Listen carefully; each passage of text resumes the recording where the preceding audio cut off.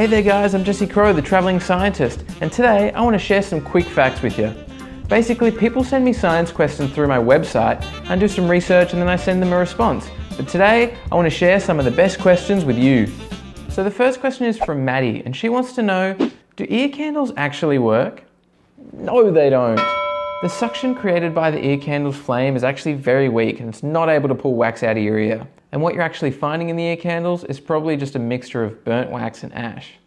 Gross. Alright, moving on. The next question is from Lou, and she asks, can nuclear testing cause earthquakes? Again, the answer is no. Even though a nuclear explosion is more powerful than 1,000 tons of TNT, that's still not enough to trigger an earthquake.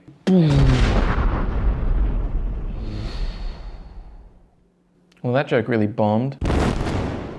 Anyway, the next question is from Lindsay, and she asks, why don't birds ever crash into each other? Well, whenever two birds are flying toward each other, they both veer to the right. Every bird, every time, everywhere in the world.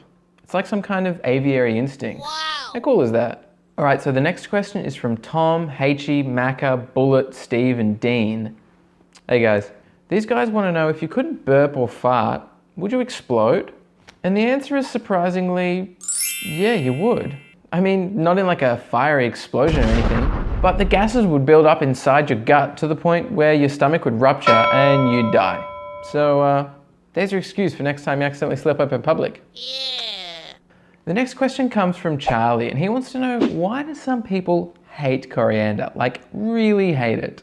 Now, if you despise coriander, it's probably because you're a super taster, meaning you've got a higher density of taste buds on your tongue, and as a result, you have a really strong sense of taste. Coincidentally, coriander is just going to be too much for you super tasters. Your tongue just can't handle it, and it's going to taste terrible.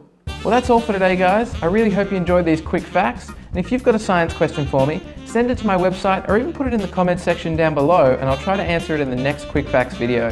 Finally, subscribe for more traveling science every week, and I'll see you guys next time. Cheers.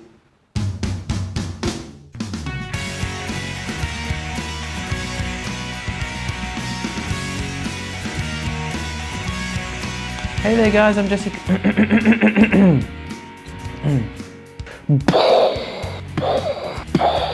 Boo.